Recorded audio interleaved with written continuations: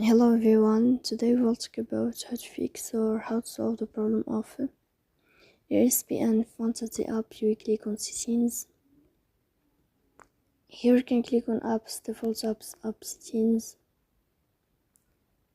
On above you can search about Espn fantasy app.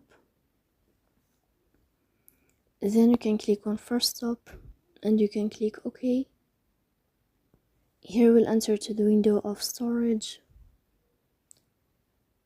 Then you can click on clear cache. Don't click clear data because that can delete your account. In the end, you can turn off your phone and you can turn on your phone again.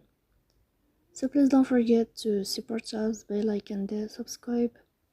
See you next time in another video, and thank you for your attention and your watching.